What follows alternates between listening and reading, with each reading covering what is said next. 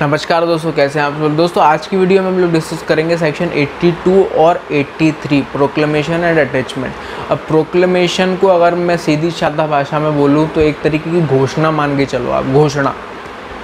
ठीक है, तो क्या अब सेक्शन 82 से शुरू कर दें कि क्या बात कर रहा है। सब सेक्शन 1 क्या बात कर रहा है कि यार किसी आदमी के खिलाफ वारंट इशू हो गया, मान के चलो मेरे खिलाफ ही वारंट इशू हो गया। अब मैं जाके छुप गया। छुप क्यों गया? क्योंकि यार सीधी सी बात है, मुझको अरेस्ट से बचना है, मैं भाग गया, मैं छुप गया। अब कोर्ट क्या करेगी? अब कोर्ट तो यार सब चीज़ करेगी ना जिससे मैं मिल जाऊँ, सब वो चीज़ करना चाहेगी जिससे मैं मिल जाऊँ, जिससे मैं आ जाऊँ। तो कोर्ट क्या करेगी? प्रोक्लेमेशन करेगी। प्रोक्लेमेशन आप एक चीज़ से ये समझो कि यार एक तरीके की एक लेटर है, एक चिट्ठी है। चिट्ठी, अब चिट्ठी है रिटर्न, मतलब कि सीधी सी बात है रिटर्न चीज़ है वो। ठीक है, अब कोर्ट क्या करेगी? कोर्ट मुझको उस चिट्ठी में बोलेगी कि यार अभिषेक जी आप इस डेट पर, इस टाइम पर, इस पर्टिकुलर जगह पर आप आ जाओ। ठीक है, आपके पास इतना टाइम है, इतने टाइम के अंदर अंदर आप इस टाइम तक इस जगह पर आप आ जाओ, इस टाइम तक इतना टाइम है आपके पास। अब वो जो टाइम है वो कम से कम 30 दिन का होना चाहिए, कम से कम 30 दिन के नीचे नहीं होना चाहिए वो टाइम। 30 दिन तक का मेरे को टाइम दिया जाएगा कि आप जहाँ कहीं भी हो आप आ जाओ, इस specified date, specified time, specified place पर आप आ जाओ। ऐसा क्या करेगी? कोर्ट करेगी। अब सबसेक्शन 2 क्या बात करता है कि प्रोक्लेमेशन जो है वो इन 3 जगह पर तो पब्लिश होगा ही। वैसे तो 4 जगह पब्लिश हो सकता है, लेकिन इन 3 जगह पर तो होगा ही होगा। चारों जगह बता देता हूँ, चारों जगह की बात की गई है। सबसे पहले तो वो जो पर्सन एक्यूज्ड है वो जिस भी टाउन, विलेज या कहीं पर भी रहता है, तो वो जो प्रोक्लेमेशन है, मतलब कि सीधी सादा भाषा में बोलूँ तो एक चिट्ठी में बात करके चलता हूँ जिससे आपको कन्फ्यूजन नहीं हो। चिट्ठी, वो जो लेटर जो है वो एक ऐसी जगह लगाया जाएगा जहाँ पर पब्लिक उसको देख सके। ठीक है, पब्लिकली देख सके उसको, लेकिन ऐसी जगह लगाना भी चाहिए कि हाँ आसानी से देख सके पब्लिक उसको। ठीक है, ऐसा नहीं कि यार किसी कोने में छुप कर, कि यार वो किसी दरवाजे से छुप रहा है या फिर किसी और चीज़ से छुप रहा है, नहीं। ऐसी जगह वो लेटर, चिट्ठी लगाएंगे, ऐसी जगह लगाएंगे कि यार पब्लिक उसको देख सके। सबसे पहली जगह तो चिट्ठी इस जगह लगेगी। दूसरी जगह कि उसके घर पे या उसके टाउन मोहल्ले में जहाँ पर वो देख सके, कि यार किसी वो लगता है कि यार ये यहाँ पर हो सकता है, यहाँ रहता था, यहाँ हो सकता है, यहाँ आएगा, तो वो जहाँ पर देख सके वहाँ पर उस जगह लगा देंगे, वहाँ उस जगह चिट्ठी लगा देंगे। तीसरी जगह कोर्ट हाउस में जहाँ पर आसानी से देख सके वहाँ पर लगा देंगे। कोर्ट हाउस मतलब कि कोर्ट जहाँ है, कोर्ट की बिल्डिंग कौन सी है, उस वहाँ पर लगा देंगे। ठीक है, और चौथी जगह क्या है? वो ऑप्शनल है, वो कोर्ट चाहे तो कर सकती है कि यार न्यूज़पेपर में वो निकाल दे, न्यूज़पेपर में पब्लिश करवा दे। कौन सा न्यूज़पेपर? वो जो आदमी जिस एरिया का है, यार यहाँ पर हो सकता है, वहाँ पर उस एरिया के न्यूज़पेपर में पब्लिश करवा दे, वो चाहे तो। ये कोर्ट के हाथ में। बात करें हम लोग सबसेक्शन 3 की, तो सबसेक्शन 3 क्या बात करता है कि अभी हमने वो कंडीशन देखी, आपको ध्यान हो तो 3 मेन कंडीशंस प्रोक्लेमेशन की है। यहाँ पर तो कम से कम जो चिट्ठी है यहाँ तो होनी ही चाहिए, कंपलसरी, मस्ट है। ठीक है, तो ये सबसेक्शन 3 क्या बात करता है? कोर्ट जो है वो राइटिंग में लिखेगा कि यार इस दिन प्रोक्लेमेशन होगा, घोषणा होगी। और कैसे कैसे होगी वो हमने देख ही लिया। इन 3 जगह पर तो लगेगी, 4th जो है वो ऑप्शनल है, वो चाहे तो, लेकिन ये तो ऑप्शनल है। अब कोर्ट जो है वो राइटिंग में लिखेगी कि यार इस दिन प्रोक्लेमेशन, घोषणा होगी, इस दिन घोषणा होगी, और ये 3 चीज़ें होगी। तो जैसे ये 3 चीज़ें हो जाती हैं, अगर ये 3 चीज़ें हो गई तो ये कंक्लूसिव प्रूफ रहेगा, मतलब कि अब कुछ सोचने समझने को बचा ही नहीं है कि यार प्रोक्लेमेशन हो चुकी, घोषणा हो चुकी है, हमारी तरफ से घोषणा हो चुकी है। ये 3 चीज़ें अगर हो गई तो, और जिस भी दिन कोर्ट ने लिखा है वो दिन प्रोक्लेमेशन का माना जाएगा। सबसेक्शन 4 क्या बात करता है कि एक आदमी के लिए प्रोक्लेमेशन हुआ है, घोषणा हुई है एक आदमी के लिए और लेकिन वो आदमी कौन है? वो एक ऐसा आदमी है जिसने एक ऐसा ऑफेंस किया है। कौन सा ऑफेंस? जो कि सेक्शन 302, 304, 364, 367, 382, 392, 93, 94, 95, 96, 97, 98, 99, 400, 402, 436, 449, 459 या 460 आईपीसी के इन सेक्शन में जो ऑफेंस दिया है वो उस आदमी ने किया है। तो उसके लिए घोषणा हुई फिर, और उसको बता दिया कि ये भाई इस टाइम पर, इस डेट पर, इस जगह पर आपको आना है, और वो नहीं आया। तो फिर कोर्ट क्या करेगी? तो कोर्ट उसको एक प्रोक्लेम्ड ऑफेंडर डिक्लेयर कर देगी, उसको प्रोक्लेम्ड ऑफेंडर डिक्लेयर कर देगी। उसके बाद जो भी करना है, जो भी इफ़ेक्ट होगा उसका, वो तो होगा ही होगा। सबसेक्शन 5 क्या बात करता है कि यार हमने कुछ कंडीशंस देखी थी सबसेक्शन 2 में, सबसेक्शन 3 में, तो वो सबसेक्शन ये वो जो कंडीशन है वो सबसेक्शन 1 में जिस तरीके से लागू हुई हैं वो सबसेक्शन 4 में उसी तरीके से लागू होंगी। मतलब कुल मिला के वो जो कंडीशन है पूरे सेक्शन में वैसी लागू होंगी। कुल मिला के ये बोल रहा है वो जो कंडीशन है वो पूरे एक्ट में वैसी रहेगी, ऐसा कुछ नहीं कुछ चेंज हो जाए। बात करें सेक्शन 83 की, वो बात करता है अटैचमेंट ऑफ प्रॉपर्टी।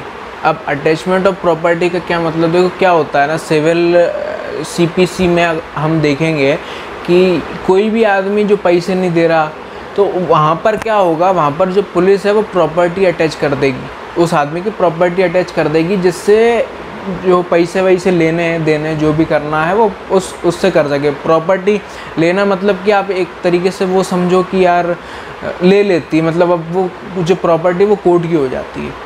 मेरे पास मान लो 10 एकड़ की ज़मीन है, कोर्ट ने अगर वो प्रॉपर्टी अटैच कर ली, मतलब अब ये प्रॉपर्टी कोर्ट की हो गई। अब वो बेच सकती है किसी को दे, वो जो इच्छा वो कोर्ट वो करेगी।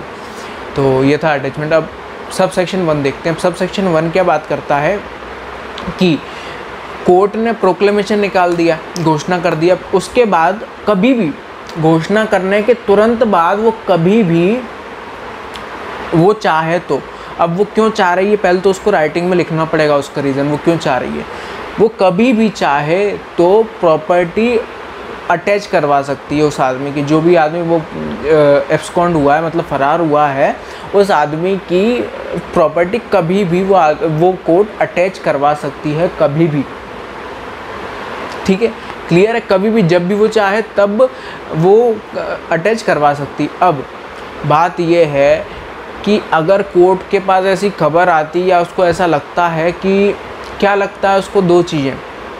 सबसे पहले तो वो जो आदमी है जो प्रोक्लेम हुआ है वो प्रॉपर्टी को है डिस्पोज ऑफ करवाने वाला है, प्रॉपर्टी को डिस्पोज करवाने वाला है, या फिर प्रॉपर्टी को वो outside the local jurisdiction of court ले जाने वाला है। क्या मतलब? वो दिमाग से खेला, वो एब्सकॉन्डेड आदमी दिमाग से खेल रहा है, वो उसको मालूम है कि ये जो कोर्ट है इसका एरिया इतना इतना है, मेरी प्रॉपर्टी यहाँ है। अब प्रॉपर्टी हमको मालूम मूवेबल या इमूवेबल दोनों हो सकती है इस सेक्शन के अंदर, तो मेरी प्रॉपर्टी यहाँ है, मैं यहाँ ले जाता हूँ, प्रॉपर कोर्ट का ज्यूरिडिक्शन इतना है, वो अब यहाँ पे तो कुछ कर सकती उस प्रॉपर्टी का कोर्ट, तो या तो डिस्पोज कर दे या फिर लोकल ज्यूरिडिक्शन के बाहर ले जाए वो आदमी। तो फिर वो क्या कर सकती है, जैसे ही घोषणा करे, प्रोक्लेमेशन करे, उसके तुरंत बाद प्रॉपर्टी अटैच कर सकती है, तुरंत बाद कर सकती है वो। ठीक है, जैसे ही वो कर दे वैसे ही हाथों हाथ प्रॉपर्टी अटैच कर दे। अब सब सेक्शन 2 क्या बात करता है? सब सेक्शन 2 ये बात करता है कि यार कोर्ट ने ऑर्डर तो दे दिया प्रॉपर्टी अटैच करने का, लेकिन अगर वो जो प्रॉपर्टी है वो उस एरिया में है जिसमें कोर्ट का लोकल ज्यूरिडिक्शन है तो कोई दिक्कत नहीं, लेकिन उस एरिया के बाहर है, अगर उस एरिया के बाहर है तो जो उस एरिया का जो डीएम है उससे परमिशन ले लो आप, फिर प्रॉपर्टी अटैच कर दो। उस एरिया के डीएम से परमिशन लेने के बाद आप ऑर्डर एग्जीक्यूट कर दो कोर्ट का। सब सेक्शन 3 क्या बात करता है कि अगर प्रॉपर्टी जो है वो कर्जे में है, प्रॉपर्टी पहले से डेट में चल रही है, तो क्या होगा? तो 3 चीज़ें हैं जो कोर्ट कर सकती है, चौथी भी है लेकिन वो चौथी किसी काम की नहीं है, तो मैं बताऊंगा, वैसे चौथी भी 4th भी बताऊंगा मैं, लेकिन अभी 3 तो सुन लो आप। सबसे पहले सीजर करेगी कोर्ट, सीज करेगी, उसके बाद अटैचमेंट, उसके बाद क्या करेगी, उसके बाद अपॉइंटमेंट ऑफ अ रिसीवर करेगी, रिसीवर का अपॉइंटमेंट करेगी। अब ये जो रिसीवर है ये इसका मतलब वो है, वो जो सीपीसी में जो मतलब था रिसीवर का वही मतलब है, और वही पावर्स, वही लायबिलिटी, सब कुछ वही है जो सीपीसी में थी।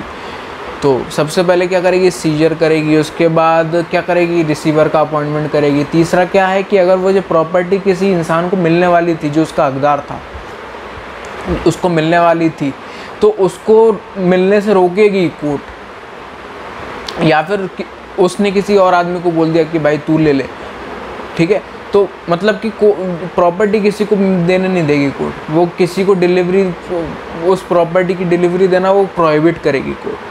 तो ये 3 कंडीशन। फोर्थ कंडीशन क्या है कि कोर्ट इन तीनों में से मिनिमम 2 तो लगाएगी, और अगर वो चाहे तो तीनों लगा सकती है। ये फोर्थ कंडीशन है कि इन तीनों में से जो हमने अभी बताया उसमें से 2 तो लगेंगे ही लगेंगे, लेकिन 3 भी लग सकते हैं अगर कोर्ट चाहे तो, ऐसा वो फोर्थ कंडीशन।